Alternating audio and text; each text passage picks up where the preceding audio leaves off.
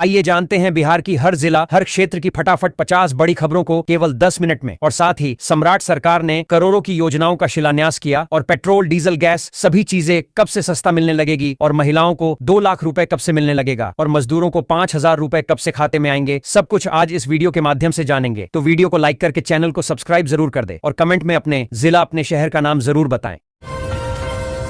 मुख्यमंत्री सम्राट चौधरी ने बिहार में बंद पड़ी चीनी मिलों के पुनरुद्धार और नई मिलों की स्थापना के लिए प्रभावी कार्य योजना बनाने का निर्देश दिया है। उन्होंने चंपारण को फिर से देश के प्रमुख गन्ना उत्पादक क्षेत्र के रूप में विकसित करने और किसानों की आय बढ़ाने पर जोर दिया। मुख्यमंत्री सम्राट चौधरी ने रबी 2025 से 26 में आंधी तूफान और ओलावृष्टि से प्रभावित 3.96 लाख से अधिक किसानों के खातों में 260 करोड़ रुपए का अनुदान डीबीटी के माध्यम से जमा कराया।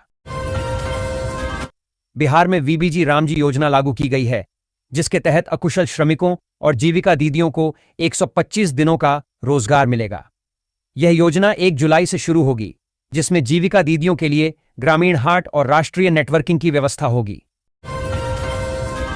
बिहार सरकार ने बालू कारोबारियों को बड़ी राहत देते हुए राज्य से बाहर बालू की बिक्री और परिवहन की अनुमति दे दी है। यह नई व्यवस्था 26 जून से 15 अक्टूबर 2026 तक लागू रहेगी, जिससे कारोबार को गति मिलने और राजस्व बढ़ने की उम्मीद है। मुख्यमंत्री सम्राट चौधरी ने प्रधानमंत्री किसान उत्सव दिवस में भाग लिया, जहां उन्होंने किसानों की खुशहाली को बिहार की समृद्धि का द्वार बताया। पीएम किसान सम्मान निधि के तहत बिहार के 73 लाख से अधिक किसानों के खातों में 1463 करोड़ रुपए सीधे हस्तांतरित किए गए। बिहार में ग्रीष्मावकाश के बाद आज सोमवार से सभी सरकारी स्कूल खुलेंगे, लेकिन भीषण गर्मी के कारण विशेष सुबह की समय सारिणी 30 जून तक बढ़ा दी गई है। अब सभी प्राथमिक से उच्च माध्यमिक विद्यालय सुबह 6:30 बजे से दोपहर 12:30 बजे तक संचालित होंगे। नवगछिया में गाय बकरी पालन ऋण के नाम पर 100 महिलाओं से 10 लाख से अधिक की ठगी हुई है। 5 आरोपी गिरफ्तार हुए हैं, लेकिन मास्टरमाइंड अभी भी फरार है, जिससे पीड़ित महिलाओं को अपनी राशि वापस मिलने पर संदेह है। भागलपुर में जुलाई से 25 अत्याधुनिक इलेक्ट्रिक बसें सड़कों पर दौड़ेंगी, जिससे सार्वजनिक परिवहन व्यवस्था आधुनिक होगी। इन बसों के लिए चार्जिंग स्टेशन और विभिन्न रूट तय किए गए हैं, जिनमें सुरक्षा व सुविधा के लिए हाईटेक फीचर्स होंगे। भोजपुर जिले में खाद की कालाबाजारी रोकने और उपलब्धता सुनिश्चित करने के लिए नए नियम लागू किए गए हैं। अब किसानों को आधार और जमीन संबंधी दस्तावेज दिखाकर अधिकतम 2 बैग खाद ही मिलेगी। साथ ही रसीद देना अनिवार्य होगा। पटना में पुलिस ने एक शातिर दंपति को गिरफ्तार किया है, जिसने फर्जी फाइनेंस कंपनी के जरिए 27 पुलिसकर्मियों से 6 करोड़ रुपए ठगे। यह दंपति ऊंचे मुनाफे का लालच देकर पहले भरोसा जीतता था और फिर पैसे लेकर फरार हो जाता था। भीषण गर्मी के कारण बिहार के सभी सरकारी विद्यालयों का संचालन आज 23 जून से मॉर्निंग शिफ्ट में होगा, जिसमें भागलपुर के 2017 स्कूल शामिल हैं। सुबह 6:30 बजे से दोपहर 12:30 बजे तक कक्षाएं चलेंगी। साथ ही मिड डे मील और स्वागत सप्ताह को लेकर भी विशेष निर्देश जारी किए गए हैं। उप मुख्यमंत्री सम्राट चौधरी ने लालू परिवार की सुरक्षा मांगों पर तीखा हमला किया है। उन्होंने कहा कि 150 पुलिसकर्मी पहले से तैनात हैं, फिर भी अतिरिक्त सुरक्षा की मांग अनुचित है।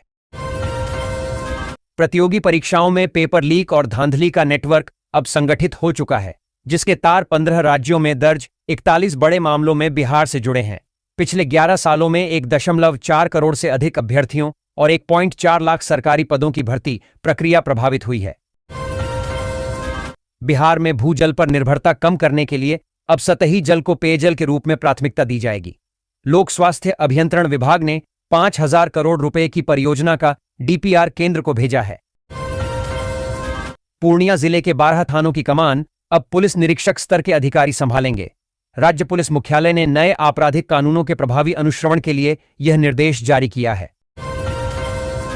अंतर्राष्ट्रीय योग दिवस पर पटना में कई सामूहिक योग शिविर आयोजित किए गए, जिसमें मुख्यमंत्री सम्राट चौधरी ने पाटलिपुत्र खेल परिसर में योग अभ्यास किया। उन्होंने योग को भारत की प्राचीन विरासत बताया। पटना में भीषण गर्मी के कारण बच्चों के स्वास्थ्य को देखते हुए जिला दंडाधिकारी ने कक्षा 8 तक के सभी स्कूलों को 27 जून तक बंद रखने का आदेश दिया है।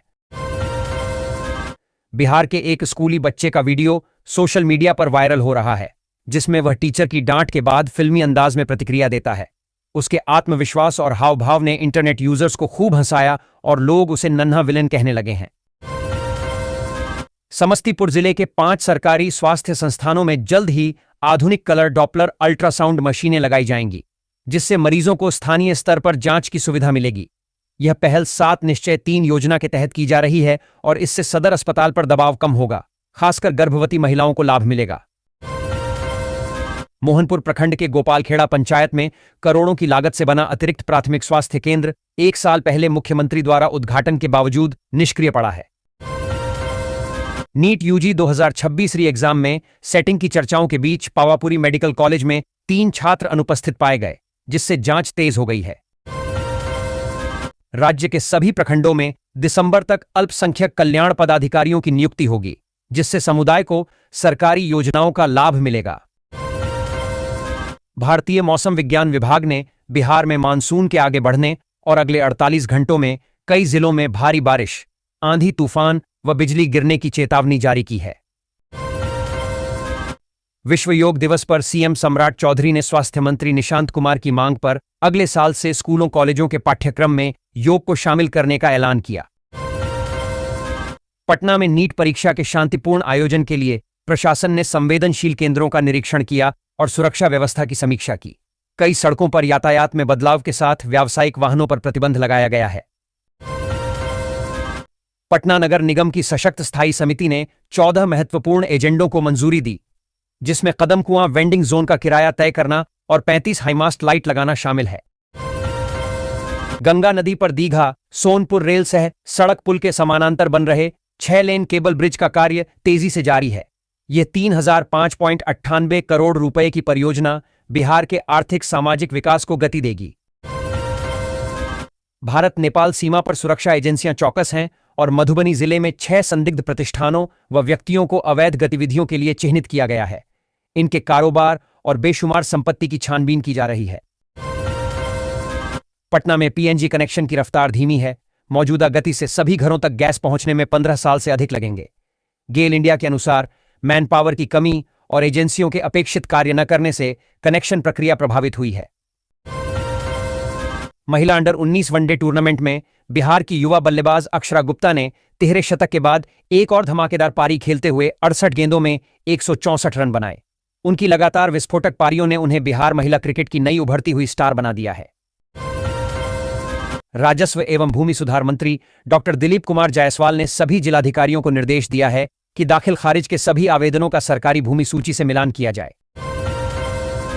बिहार के सुपौल जिले में एक श्राद्ध भोज के दौरान खाने में मरी हुई छिपकलियां मिलने से 150 से अधिक लोग बीमार पड़ गए। इनमें से 60 से 70 बच्चों सहित कई लोगों को अस्पताल में भर्ती कराया गया है। लखीसराय में नीट पुनर्परीक्षा के दौरान एक सॉल्वर गिरोह पकड़ा गया, जो 10-12 लाख में मेडिकल सीट बेच रहा था।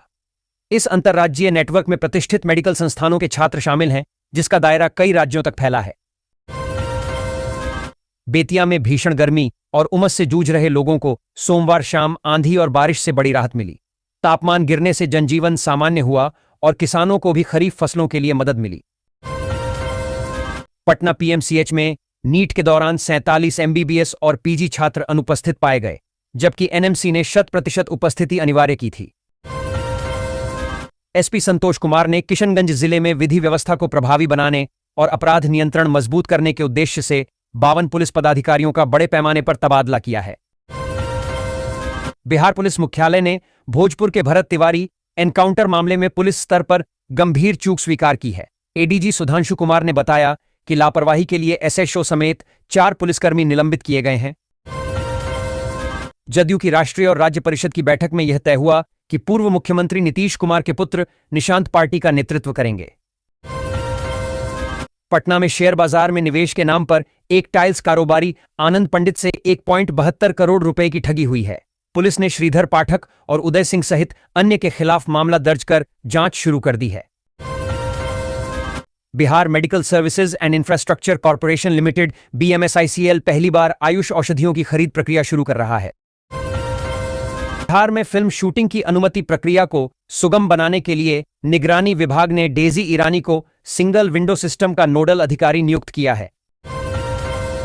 पटोरी अनुमंडल में मुहर्रम के शांतिपूर्ण आयोजन हेतु शांति समिति की बैठक हुई, जिसमें ड्रोन कैमरे से निगरानी और डीजे व नशे पर प्रतिबंध का निर्णय लिया गया।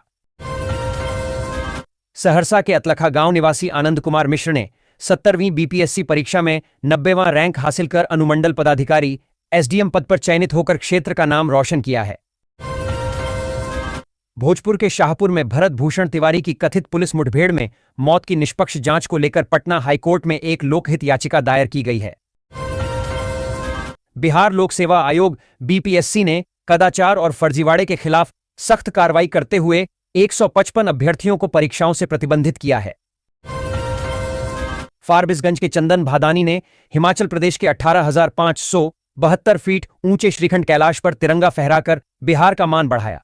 यह उनकी तीसरी कैलाश यात्रा थी, जिसमें उन्होंने 6 दिन में 68 किलोमीटर का दुर्गम सफर तय किया। सीतामढ़ी पुलिस ने एक होटल में छापेमारी कर बड़े देह व्यापार नेटवर्क का भंडाफोड़ किया है।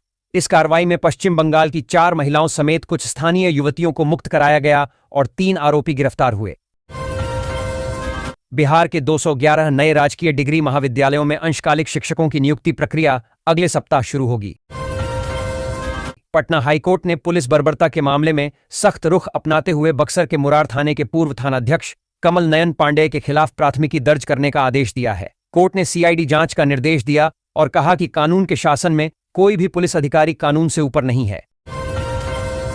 भगवान सूर्य मृगशिरा नक्षत्र से आर्द्रा नक्षत्र में प्रवेश कर गए हैं और 6 जुलाई तक इसी में रहेंगे।